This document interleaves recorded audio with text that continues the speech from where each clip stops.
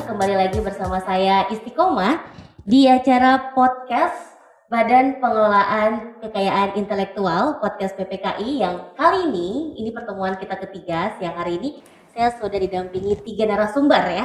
Dan hari ini khusus kita akan membahas tentang hak atas indikasi geografis. Sebelum ke tema hari ini kita akan sapa dulu. Sebelah saya yang paling cantik. Ini ada Ibu Daerah Siti Nurjana ya Ibu ya. Ini perwakilan dari DPRD DIY. Apa kabar Ibu? Baik, alhamdulillah. Selamat siang semuanya. Siang kembali. Waalaikumsalam Ibu. Secerah hari ini cerahnya seperti kerudung Ibu ya Bu ya? Iya.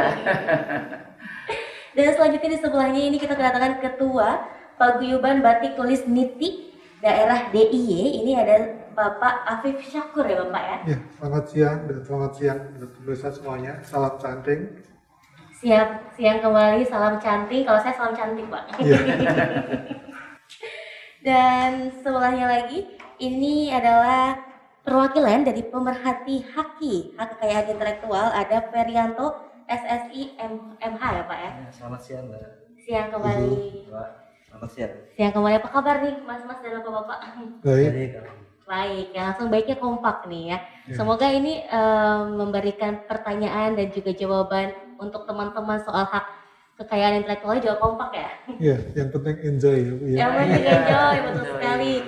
Ini adalah pembicaraan kita di podcast PPKI, di mana kita sudah membahas tentang hak merek kemarin dan kita mendatangkan bintang tamu langsung sebagai pelakunya, yaitu perwakilan dari industri fashion, ada dari Bahana Batik, ada Ibu Erwin, dan juga kemarin yang lagi kita sudah bertemu dengan Didi Nitowo selaku pelaku seni atau seniman di Yogyakarta pastinya, dan juga sekarang di sini kita mau membahas tentang hak atas indikasi geografis ya. Nah mungkin teman-teman ini agak-agak aneh gitu ya Pak Ferry ya khususnya ya, agak-agak asing gitu. Biasanya orang kalau kekayaan hak kekayaan intelektual ini identik sama merek, identik sama hak cipta gitu ya.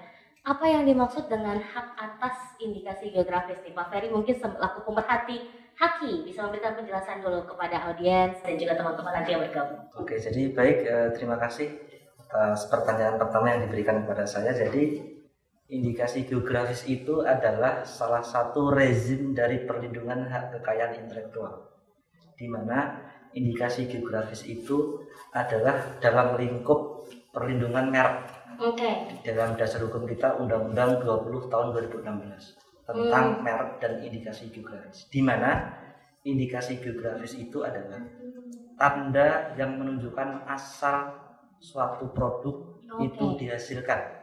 Jadi karena suatu daerah itu tadi ada faktor geografis, faktor manusia atau kombinasi dari kedua faktor tersebut mampu mempengaruhi ciri, karakteristik, bahkan kualitas dari produk yang dihasilkan tadi, sehingga daerah di mana produk tadi dihasilkan dapat dijadikan atau dapat disematkan sebagai merek. Dalam hal ini adalah indikasi geografis. Apa bedanya dengan yang co-branding Jogja kita atau?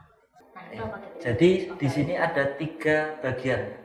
Kalau merek yang biasa umum kita daftarkan atau kita proses di dunia usaha itu adalah merek individual.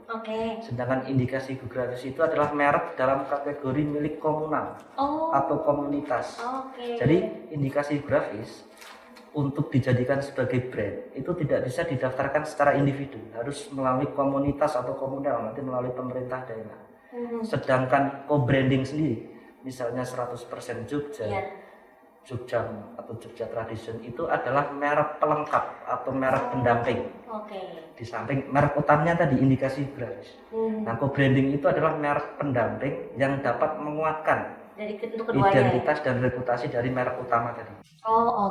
Jadi tidak menutup kemungkinan ya untuk merek yang tergabung di indikasi geografis ini dipasangkan co-branding juga ya? Bisa dikuatkan dari situ. Bisa dikuatkan juga begitu. Jadi untuk khususnya hak atas indikasi geografis ini harus didaftarkan secara komunal ya, tidak bisa perorangan. Makanya ini kita kedatangan bintang tamu Ketua Paguyuban ya Bapak ya. Iya. Dan saya ingin melanjutkan dulu dengan Pak Arif nih ya. Kalau manfaatnya untuk biasanya kan kita membahas perorangan, kepemilikan perorangan atas merek atas apa. Tapi kalau untuk manfaat indikasi geografis sendiri, bagi pemerintah dan juga masyarakat apa nih Pak Ferry? Ya. Nah, karena tadi lingkup perlindungan indikasi geografis adalah perlindungan ciri khas produk dari suatu daerah, maka yang pertama tentu adalah kalau IG tadi atau indikasi geografis sudah kita daftarkan, maka yang pertama adalah memperjelas posisi hukumnya. Produk tadi milik siapa, kemudian apa yang menjadi objek perlindungannya sudah jelas di situ. Itu fungsi atau manfaat yang pertama. Kemudian yang kedua adalah karena produk tadi adalah hasil dari faktor alam atau faktor manusia yang ada di suatu daerah, maka tentu saja akan memperkuat menjaga produk yang asli dari daerah tersebut. Kemudian akan memastikan bahwa produsen dan konsumen itu mendapatkan produk yang otentik. Seringkali kita mendapatkan produk dari daerah tertentu, tapi itu mungkin bukan berasal dari daerah itu aslinya. Jadi akan memastikan produsen dan konsumen mendapatkan produk yang otentik atau yang asli dari daerah tersebut ya. Selain itu, setelah kita bisa daftarkan, misalnya batik nitik tulis Yogyakarta ini, itu nanti akan bisa menjadi modal kita untuk dikomersialisasikan secara tersistematis, di mana pengakuannya sudah jelas. Nanti hilirisasi atau komersialisasi yang dapat menjadi daya ungkit ekonomi dari suatu daerah itu akan bisa dimaksimalkan. Begitu. Jadi itu manfaat-manfaatnya ya untuk juga menempatkan kayak hak kedudukan hukumnya ya. Untuk kepemilikan itu sendiri. Nah, saya juga penasaran, selain batik nitik tulis ini ya, yang terdaftar sebagai GI tadi, IG. Kalau IG saya ingat sosial media. Yang terdaftar atas indikasi geografis sendiri, apalagi nih Pak Ferry di Jogja? Untuk di Indonesia itu per tahun ini itu sudah ada sekitar 68 produk yang di-IG-kan. Khusus di Jogja itu 3 produk yang sudah di-IG-kan. Yang pertama tahun 2013 itu kita daftarkan Salak Pondok Sleman. Kemudian yang kedua 2014 kita daftarkan gula kelapa Kulon Progo. Sudah kita proses IG-nya, sudah didaftarkan. Nah, yang terakhir adalah IG batik tulis nitik Yogyakarta. Di Jogja. Padahal nanti ke depan tentu potensi produk yang dari Jogja banyak sekali. Akan banyak sekali. 3 ini mudah-mudahan bisa menjadi inisiasi saja, pemantik awal untuk nanti bisa perlindungan ke produk-produk unggulan yang lain. Kalau untuk Bapia misalnya, karena sekarang udah banyak yang perorangan juga ya, tapi apakah ada yang didaftarkan secara IG-nya sendiri? Terkait dengan IG itu bisa dikategorikan menjadi 3 kelompok produk. IG itu yang pertama bisa bersumber dari sumber daya alam, hasil kerajinan atau hasil industri. Sejauh produk tadi mungkin dari hasil industri atau hasil dari olahan manusia tadi, itu memenuhi syarat. Misalnya itu nanti dibuat suatu standar bagaimana proses pengolahan, daerah mana saja yang menghasilkan. Sebagai contoh bakpia, kita harus memastikan standar dari proses pembuatan bakpia yang seperti apa yang akan kita daftarkan. Jadi terkait dengan produk oleh-oleh yang di Jogja, misalnya bakpia ataupun produk yang lain, itu masih dimungkinkan bisa diproses dengan catatan tadi harus memastikan komunitas atau kelompok yang mana yang akan mengajukan, yang bisa disepakati. Kemudian menentukan standar proses pengolahan, kualitas dan sebagainya. Itu tantangan kita ke depan seperti itu. Berkemungkinan Pak Ferry, jika ada seorang pengusaha yang memiliki hak merek misalnya atas Bapia, tapi juga memiliki hak atas sudah memiliki istilahnya hak indikasi geografis, jadi dia double gitu, memungkinkan tidak? Hak merek dan IG itu adalah meskipun dalam satu payung hukum undang-undang yang sama, dia perlindungannya berbeda. Hak merek itu adalah kepemilikan individu, tapi tidak menutup kemungkinan selama dia menjadi suatu komunitas dari proses produksi atau produk tertentu yang itu di-IG-kan, itu bisa dia menjadi anggota, tapi dengan menggunakan merek indikasi geografis tadi. Harus bukan ikut merek yang individual tadi. Ini ada 2 hal yang berbeda. Betul, I see. Jadi memang harus satu payung ya, mereknya begitu. Jadi ini bisa bagian dari franchise juga ya Pak sebenarnya. Seru sekali ya untuk hak atas indikasi geografis itu sendiri. Nah, tadi juga sudah disebutkan apa sih perlindungannya oleh Pak Ferry. Saya selanjutnya ingin menanyakan, kira-kira nih Pak Ferry, kebetulan juga ada wakilnya dari DPRD DIY ya. Ini kira-kira apa sih yang dapat dilakukan oleh Pemda DIY atau pemerintah daerah istimewa Yogyakarta untuk mendorong potensi ekonomi perlindungan indikasi geografis, khususnya yang baru saja muncul di DIY, yaitu adalah batik nitik tulis sendiri. Saya kira saya sangat mengapresiasi apa yang telah dilakukan oleh Pemda DIY dalam hal ini di Sperindak melalui Balai Pengelolaan Kekayaan Intelektual, di mana melalui kebijakan dan program mensupport penuh Pak Afif terkait dengan dari awal, dari hulu, bagaimana memproses perlindungan IG batik tulis nitik, bagaimana menyusun dokumen formal, bagaimana menyusun dokumen substantif, itu disupport penuh oleh Pemda DIY. Setelah didaftar, prosesnya tetap dikawal di Direktorat Jenderal Kekayaan Intelektual. Bahkan setelah resmi mendapatkan sertifikasi indikasi geografis, tidak hanya berhenti di hanya sertifikat. Pemerintah daerah dalam hal ini BPKI di Sperindak itu terus dalam upaya untuk mensiarkan atau dalam menyemarakkan IG batik tulis nitik ini ke dalam suatu modal untuk pengembangan wisata, pendidikan. Itu banyak sekali program yang saat ini dilakukan. Sebagai contoh misalnya melakukan edukasi dan sosialisasi IG batik tulis, kemudian ada fashion show, lomba motif batik, dan itu sangat mendukung bagaimana ke depan batik tulis nitik ini bisa menjadi modal untuk pengembangan wisata maupun ekonomi kreatif di DIY. Jadi orang kalau nyari batik tulis ke sini ya Pak ya, kayak gitu. Tujuannya juga seperti itu ya. Kalau untuk Dewan DPRD sendiri mungkin ada yang disampaikan, mungkin kira-kira saran yang harus kira-kira apa yang harus dilakukan, selain juga DPRD DIY sendiri juga punya programnya dan budgeting ya. Ya, tentu ke depan selain IG yang sudah terdaftar ini, sinergi dan kolaborasi tidak hanya dari pelaksana anggaran dalam hal ini eksekutif Dinas Perindustrian dan Perdagangan, namun kolaborasi dari Ibu dan Bapak di DPRD DIY sebagai perencana anggaran, budgeting dan sebagainya nanti bisa membuat program-program yang konkret. Misalnya dalam kebijakan itu dalam momen-momen tertentu seluruh PNS atau siswa itu diwajibkan menggunakan baju atau seragam dengan motif batik tulis nitik. Itu adalah salah satu kita sebagai pemilik IG batik tulis nitik adalah brand ambassador untuk produk yang kita unggulkan. Nanti akan memancing dari luar DIY bahkan wisatawan mancanegara untuk tertarik, bahkan nanti bisa memanfaatkan produk-produk dari batik tulis nitik tersebut. Jadi dibuat satu aturan khusus ya misalnya untuk perayaan, enggak perayaan ya, tapi penggunaan seragam gitu ya. Meski batik tulis agak mahal ya pakainya.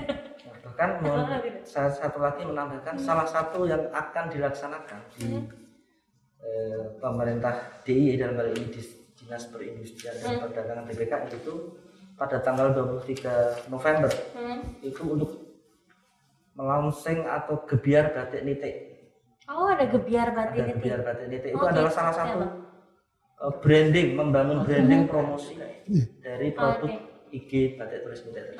Semacam kayak pameran begitu atau pasti akan ada harga khusus juga ya pastinya yang ditawarkan ya. Jadi pantengin aja BPKI _Sperindak DIY ya. Itu Instagramnya untuk event-event yang terdekat ataupun program selanjutnya ya.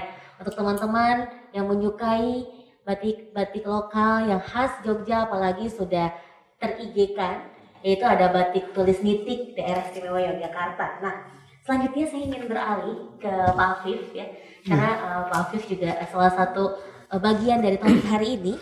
Saya ingin Pak Afif menceritakan mengenai perkembangan batik tulis nitik sendiri, Pak. Seperti apa nih hingga akhirnya bisa menjadi satu brand komunal yang ter-IG-kan.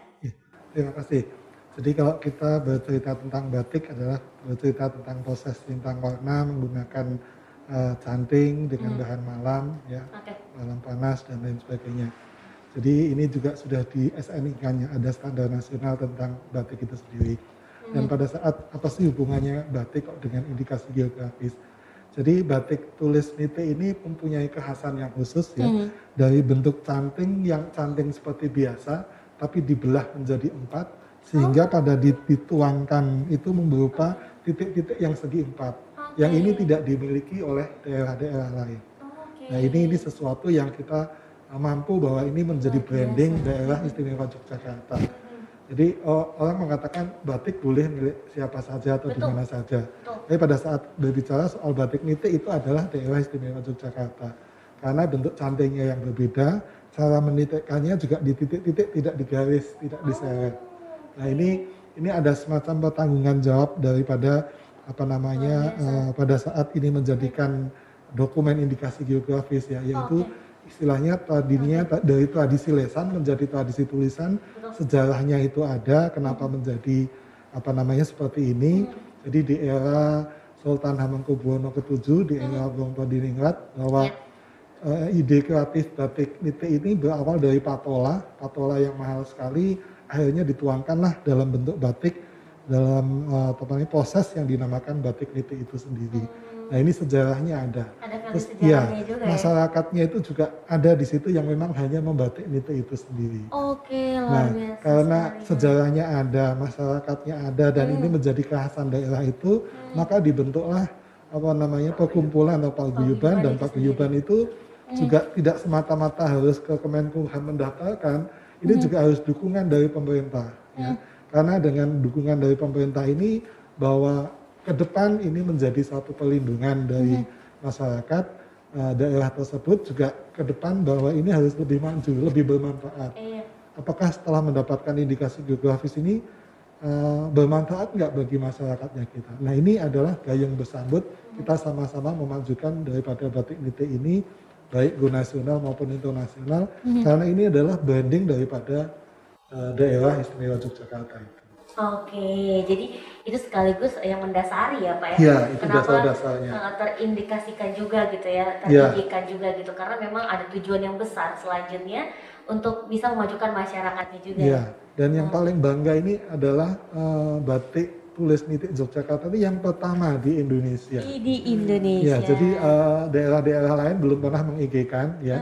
Ini adalah yang pertama batik dinaikkan untuk menjadi bagian indikasi geografis. Betul. Mohon maaf nih untuk batik-batik yang lain keduluan ya sama ada. Ya, mungkin mereka punya, saya tidak tahu punya kekhasan tersendiri atau enggak dan lain sebagainya.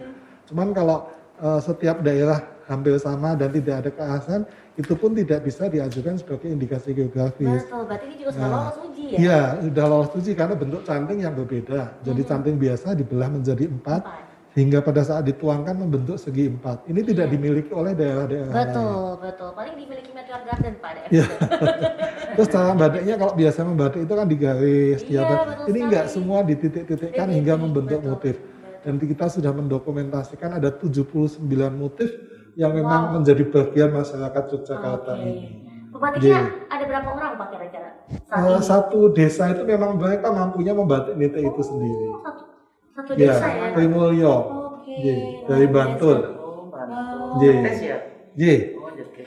Tertarik Ibu? Iya. Nanti bisa di belakang layarnya. Dan itu dia keunikannya dari batik tulis nite sendiri ya, Pak Afif ya. Selanjutnya saya ingin bertanya bagaimana proses dalam mengajukan perlindungan indikasi geografis batik nite sendiri. Adakah kesulitannya atau kemudahannya? Apakah rumit atau malah sangat praktis sekali? Dikatakan sulit ya enggak, dikatakan enggak ya sulit, karena membatik ini kan budaya dan ini komunal. Bagaimana sebuah budaya dari suatu masyarakat menjadi pertanggungan jawab yang dijadikan sebuah dokumen ya. Jadi tradisi lesan yang akhirnya menjadi tradisi tulisan. Jadi cerita-cerita itu kita kumpulkan, kita bentuk secara ilmiah, kita bentuk kayak orang mau skripsi. Ini sepertinya doktoral Pak kayaknya. Ya, jadi semuanya dari sejarahnya, dari pembatiknya, siapa yang dimana pada dasarnya masyarakat itu kan kadang kata nenek, kata siapa, kita tidak bisa yang seperti itu. Ya, jadi tradisi lesan menjadi tradisi tulisan yang harus dipertanggungjawabkan. Setelah itu kita diteliti dari Kemenkumham benar atau enggak. Terus ada ahlinya dari Balai Batik, juga ahlinya dari Yayasan Batik. dari Deklarnas akhirnya datang ke Yogyakarta untuk melihat masyarakatnya memang benar-benar menjadi bagian atau enggak, dan kita diuji juga karena yang penting itu sesudahnya bahwa setelah mendapatkan indikasi geografis itu harus bermanfaat bagi masyarakatnya, itu satu. Kedua, mutu daripada batik itu harus semakin terjaga. Karena ada pertanggungan jawab semacam kode ketenurutan bahwa batik ini dibatik oleh siapa, dicelup oleh siapa, hasilnya menjadi seperti apa. Nah ini ada kode ketenurutan yang itu menjadikan pertanggungan jawab. Ini menjadikan seorang pembatik itu harkat dan martabatnya lebih tinggi. Luar biasa. Nah ini menjadikan bagian dalam dokumen itu sendiri. Luar biasa Dan sekali. yang penting itu dokumen itu surat dukungan dari Pak Bupati juga kita sudah mendapatkan, dan kita juga telah mendapatkan surat dukungan dari Ngasal Dalem karena ini memakai nama Daerah Istimewa Yogyakarta. Dan surat dukungan ini akhirnya yang memuluskan kita mendapatkan indikasi geografis. Tanpa surat dukungan hanya kita paguyuban saja itu juga tidak bisa terrealisasi. Berarti ada rekomendasi juga dari BPKI ya? Iya, betul. Dan rasa bertanggung jawab bersama. Bertanggung jawab bersama, betul. Dan juga dibantu prosesnya dengan tim dari BPKI juga ya Bapak? Iya. Oke, luar biasa sekali. Jadi kalau misalnya batik adalah warisan budaya, berarti batik tulis niti ini warisan budaya kuadrat ya Pak ya? Iya. Ada cerita sendiri, Ada ada cerita sejarahnya sendiri. Yang bisa kamu tulis. Mungkin Instagramnya di mana Bapak? Ada Instagramnya batik tulis niti itu juga ada. Batik tulis niti ya, nanti kita cari ya. Oke, untuk teman-teman yang pengen tahu produknya seperti apa dan value sejarahnya apa ya, pasti juga akan menjadi satu konten jual untuk batik tulis niti sendiri. Nah, saya juga ingin bertanya, bagaimana strateginya ini dalam menaikkan reputasi batik niti ini sebagai batik indikasi geografis di daerah istimewa Yogyakarta? Sebenarnya dengan adanya kita menerima sertifikat indikasi geografis, itu membranding sebuah batik itu lebih mudah ya. Yang orang tidak pernah tahu tentang IG, orang bertanya-tanya IG itu apa. Betul. Ya. Terus kenapa kok batik tulis niti ini mendapatkan IG? Jadi kepopuleran kita itu karena punya nilai plus, ada mendapatkan indikasi geografis ya. Itu ya. Cuman memang kategorinya memang karena ini tulis semuanya, memang kategorinya itu mahal batik tulis niti ini ya. Nah kita berusaha dengan adanya nanti lewat koperasi, lewat membuat turunan-turunan batik yang tidak berupa kain panjang, karena kita akui bahwa jarik itu alih fungsi ya. Dulu orang 75% pakai jarik, sekarang pakai. Nah, disederhanakan yang memang harganya terjangkau, tapi tetap dengan motif niti, dengan menggunakan canting niti, dengan motif-motif niti, ini sudah bisa dikategorikan sebagai batik niti. Nah, 1 tahun kita telah mendapatkan indikasi geografis, memang banyak pengrajin-pengrajin yang mendapatkan order yang banyak. Kita dapat fasilitas pameran dengan judul bahwa ini batik mendapatkan indikasi geografis, itu juga punya nilai plus. Punya plus juga, betul. Ada kebanggaan juga ya. Kebanggaan. Untuk identitas. Dan mudah-mudahan saya sih berharap dengan adanya indikasi geografis ini generasi pembatik semakin mau membuat batik. Jadi batik itu bukan milik orang tua saja, tapi ini adalah bagian budaya, menjadi bagian komoditas ekonomi, dan ke depan ini bagian diplomasi. Iya, betul sekali ya. Dimana kita juga memperlihatkan kebudayaan kita ya, bukan hanya sekedar satu motif saja, dan malah setiap usianya, umurnya bertambah ya.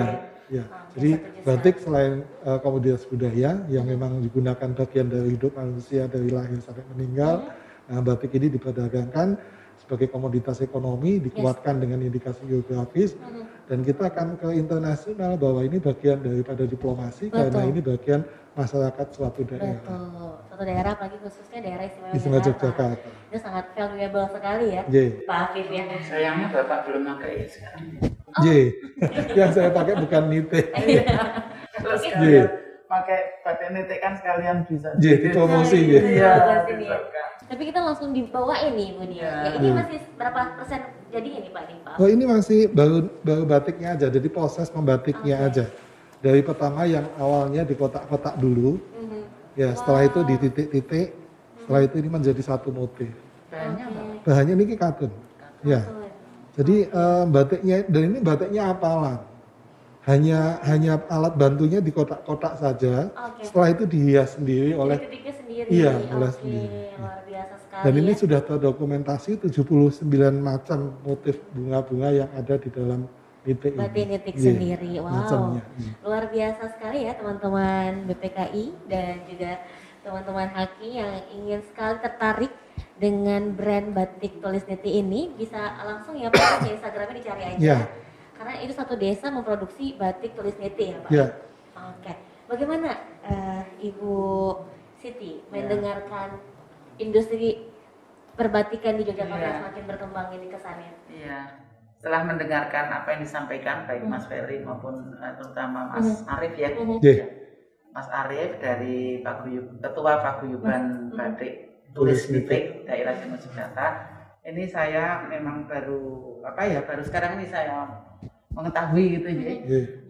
Dan saya tertarik sekali dan saya selaku anggota dewan, salah satu anggota dewan tadi sudah disampaikan Mas Ferry bahwa tugas anggota dewan itu diantaranya adalah legislasi dan budgeting ya, controlling juga. Nah dalam hal pembuatan perda ya, ini DIY sudah mengeluarkan perda nomor 9 tahun 1917 Oke. yaitu tentang pemberdayaan dan perlindungan industri kreatif dan usaha kecil. Nah, barangkali ini menjadikan dapat digunakan sebagai pedoman dan bentuk partisipasi pemerintah daerah yang disupport oleh Dewan, ya tentunya dalam pembuatan perda kan mesti dibahas bersama-sama di Dewan dan disetujui, kemudian istilahnya itu disampaikan ke masyarakat. Nah ini merupakan bentuk kolaborasi dan sinergi antara Dewan dengan Pemda, khususnya tadi dalam mendorong berkembangnya ya usaha-usaha, pelaku-pelaku usaha kreatif, termasuk batik ya, artinya pelaku usaha tidak hanya batik ya tentunya. Ya, banyak sekali yang Ya dinaungi. banyak sekali lah. Ini perlu juga istilahnya tadi saya catat juga tadi sarannya usulannya Mas Ferry tadi tentang perlunya adanya Mas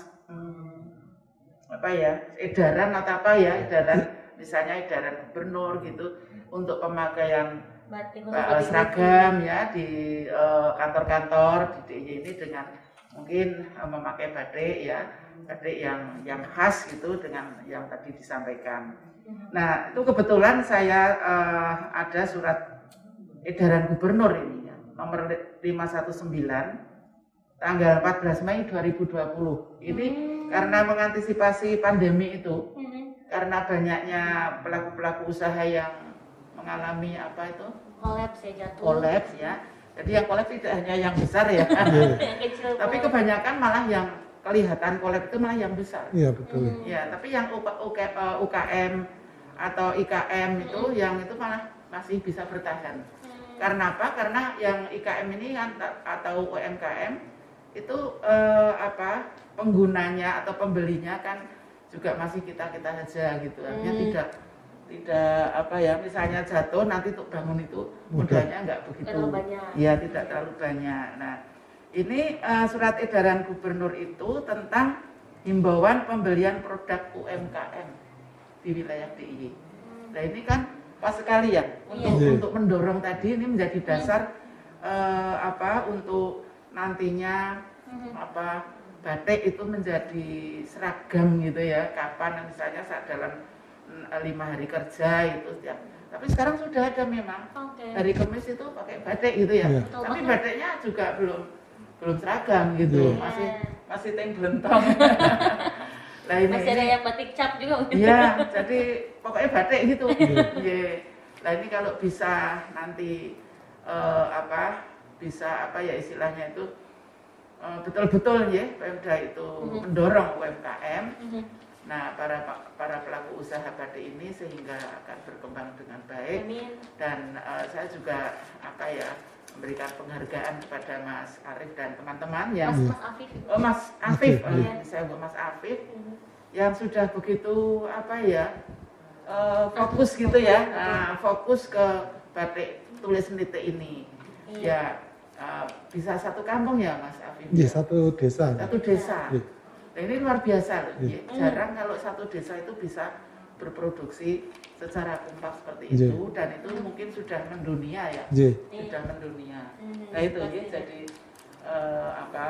tanggapan saya seperti itu terhadap perkembangan batik tulisan. Iya, betul. Jadi kita lintas informasi juga ya, Iya. Ibu, ya, sehingga bisa saling mendukung pada Iya, akhirnya betul, dengan iya. mengetahui informasi-informasi terkait kemajuan industri batik, terus juga apa saja hukum yang bisa menaunginya dan di mana BPKI berperan juga begitu. Nah, kalau untuk kolaboratif nih Ibu yang mungkin yang sudah dilaksanakan, kalau tadi kan saran dari Pak Ferry ya, kolaboratif dari DPRD dengan Pemda sendiri yang telah dilaksanakan dalam mendorong atau mendukung Haki sendiri, ini apa ini? Oh, mendukung Haki ya.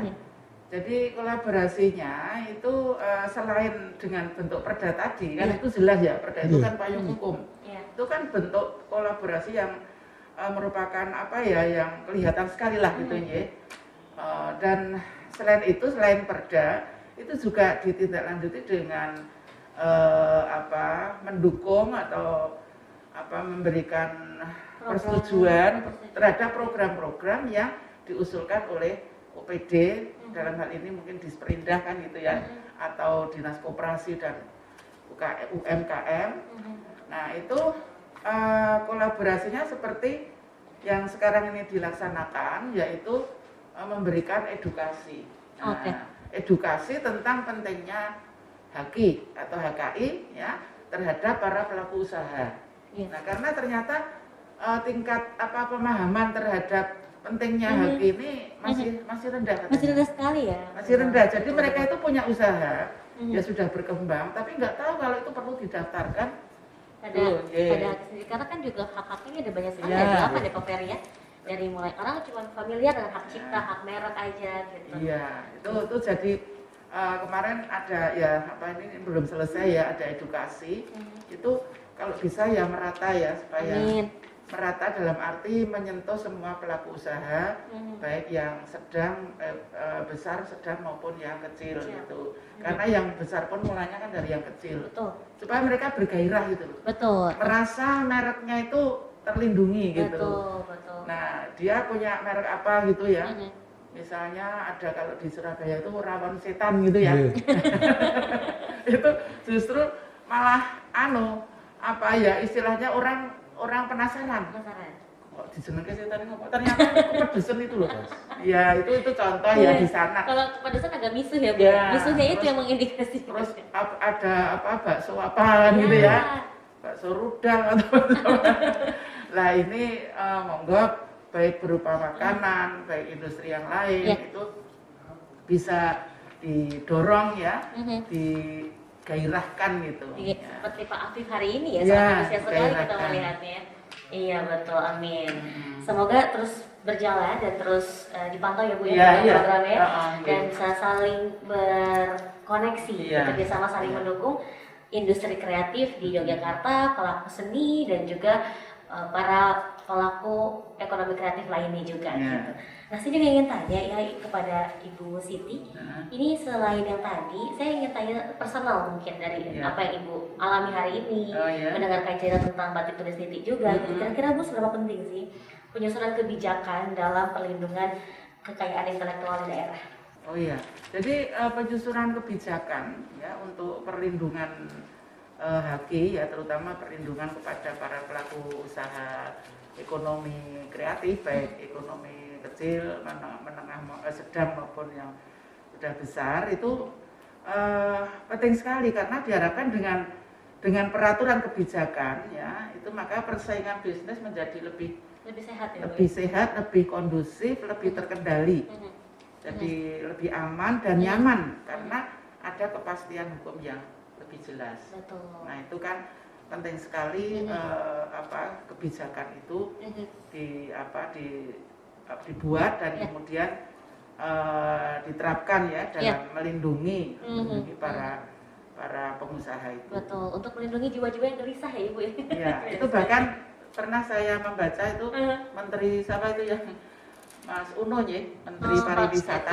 Parekraf ya. Ya, dan ekonomi kreatif itu menyampaikan bahwa perlu perlindungan kekayaan intelektual bagi IKM dan UMKM. Iya. Ya, Kecil karena apapun ya Bu ya. iya, karena implementasi ide-ide, jadi masyarakat itu sebetulnya punya ide ya akan buat usaha ini itu ya, dan kemudian betul-betul dilakukan, ya itu justru ide-ide itu akan menjadi prioritas untuk perlindungan, untuk memberikan perlindungan atau diberikan perlindungan, karena kekayaan intelektual itu memberikan nilai tambah. Nilai tambah pada suatu produk. Betul, produk ataupun individu sendiri ya jika penemuan teknologi ya Ibu ya. Ya, jadi istilahnya itu UMKM apa ya bisa naik kelas gitu. Betul, kemarin iya benar. Cuma itu lambangnya begini. Iya, yang begini UMKM naik kelas gitu. Saya ini juga baru tahu. Naik kelas. Iya. Tapi sekarang udah SMP kan? Oke, jadi itu ya kepentingannya untuk orang-orang melindungi asetnya ya Ibu ya. Asetnya. Bahkan komunal sekalipun untuk melindungi ciri khasnya hingga bisa menaikkan value produk itu sendiri, bahkan bisa diulik, digali lagi sejarahnya sehingga kita tidak hanya menemukan candi ya Pak ya, tapi juga kita menemukan tradisi-tradisi yang lainnya yang lebih modern, dan itu bisa membuat kebanggaan kita sebagai bangsa Indonesia semakin bertambah juga pastinya begitu. Senang sekali obrolan hari ini seputar tentang hak atas indikasi geografis bersama teman-teman selaku narasumber. Saran narasumber. saya sedikit, saran saya kepada Mas Afif itu bagaimana untuk promosinya gitu ya kan, sekarang udah medsos dan lain-lain itu supaya lebih semua orang itu tahu gitu, karena selama ini kan belum merata gitu. Dan sebetulnya event hari ini itu pas sebetulnya ya. Kalau beliaunya pakai mungkin kelupaan ya, tidak ada yang mengingatkan gitu. Ya, bisa lain kali ya. Oke, jadi nanti mungkin bisa bergabung juga ya Bu ya dengan para influencer anak muda gitu ya, untuk mempromosikan batik tulis Ngiti itu sendiri gitu. Karena juga ini menjadi salah satu value tambahan untuk warisan daerah istimewa Yogyakarta. Nah, saya juga ingin memberikan rekan-rekan sekalian sebagai narasumber untuk memberikan pesan-pesan kepada audiens yang bergabung nantinya di YouTube, di podcast BPKI ini. Mungkin mau dari Mas Ferry dulu, ngomong kasih pesan-pesannya untuk para pemula bisnis ataupun yang menengah yang sudah besar gitu, untuk semakin sadar akan kebutuhannya dengan hak kekayaan intelektual ini. Baik, terima kasih. Jadi perekonomian kita di Indonesia, khususnya di Jogja, bahkan di dunia itu adalah kuncinya sekarang bersumber dari kreativitas. Iya, betul sekali. Dimana kreativitas itu mau tidak mau, suka tidak suka harus menjadi harus mendapatkan perlindungan dalam bentuk hak kekayaan intelektual. Itulah identitas secara legal, secara hukum bahwa itu menjadi milik siapa, yang punya siapa. Karena apa? Karena dengan hak ini akan bisa menjadi kekuatan kita untuk berkompetisi dengan produk-produk yang lain, bahkan dari luar negeri. Jadi haki adalah kunci untuk memenangkan kompetisi. Benar. Kalau mau go internasional, urusin dulu yang lokal ya Pak ya. Silahkan monggo Pak Afif. Mungkin yang pertama sih saya mengucapkan banyak-banyak terima kasih ya kepada pemerintah, baik legislatif maupun eksekutif, karena diberikan kemudahan-kemudahan kita untuk mendapatkan haki dan lain sebagainya. Jadi banyak fasilitas-fasilitas yang diberikan kepada UKM agar ini menjadi lebih mudah. Itu sudah dilakukan ya. Dan kita tinggal menyiapkan diri kita mulai dari hal kecil, mulai diri kita sendiri. Yuk bismillah. Bukan apa yang kita minta kepada bangsa ini, apa bisa yang kita berikan dengan karya-karya yang memang spektakuler. Dan saya menginginkan bahwa Jogja adalah pintu gerbang etnik Indonesia. Itu adalah kebanggaan kita. Jadi lewat Yogyakarta ini dari segi makanan, dari segi pariwisata, dari segi craft dan lain sebagainya, ini adalah satu kebanggaan buat kita semuanya. Iya, betul. Dan semoga antusiasnya Pak Afif menular ya Pak ya, kepada audiens kita ya. Harus. Silahkan Ibu ingin menambahkan Ibu Siti. Ya, saya menggarisbawahi Mas Ferry tadi ya, tentang perlunya dan pentingnya gitu untuk perlindungan terhadap para pelaku usaha itu, perlindungan hukum maksud saya ya, supaya usahanya itu menjadi lebih meningkat dan aman, nyaman ya, persaingan usaha menjadi lebih sehat. Nah, monggo bagi para masyarakat pelaku usaha jangan sungkan-sungkan gitu ya untuk selalu berkonsultasi di Disperindah gitu. Betul. Untuk bagaimana memproses pendaftaran haki ini. Iya. Itu kadang-kadang masyarakat itu malesnya itu nanti sulit, nanti lama, nanti mahal kan gitu ya. Iya, betul. Lalu insya Allah saya kemarin mendapat keterangan dari Kepala Dinas Disperindah itu sekarang diusahakan pelayanan yang lebih bagus. Betul. Ya, tidak sulit, tidak lama ya. Karena sudah online juga gitu. Iya, betul. Ya, itu saja pesan saya supaya betul. lebih berkreatif. Betul, betul. Karena juga sudah ada 3 program ya dari Disperindah sendiri dengan BPKI itu, di mana ada fasilitasi mandiri dan juga itu bisa sampai di titik gratis ya malah ya Pak Ferry ya. Yeah. Jika memang masuk kualifikasi dan sudah dipilih secara kurasi dari tempat BPKI-nya sendiri gitu. Jadi jangan khawatir, jangan takut lagi dengan dana, dengan ketidakmampuan, keterbatasan, bahkan merek sekecil apapun akan mendapatkan pelayanan yang terbaik ya. Gitu tuh teman-teman. Kalau begitu terima kasih kepada pemerhati haki Bapak Ferianto dan juga kepada Ketua Paguyuban Batik Tulis Jati Daerah Istimewa Yogyakarta Pak Afif Syakur dan juga kepada Ibu Daerah Siti Nur Jannah yang telah mampu hadir dari sini dari perwakilan DPRD DIY untuk bersalam sapa dan semakin dekat dengan audiens ya Ibu ya. Sehingga kita memiliki komunikasi yang transparan dan semoga ini bisa memberikan kebaikan hingga akhirnya bisa memajukan segala sektor di daerah istimewa Yogyakarta hingga Indonesia hingga internasional. Kalau begitu saya pamit, matur nuwun, sehat selalu, sampai ketemu dalam kesempatan. Dadah. Salam canting jangan lupa. Salam canting. Salam canting gini Bu. Oh iya, Iya. Salam canting.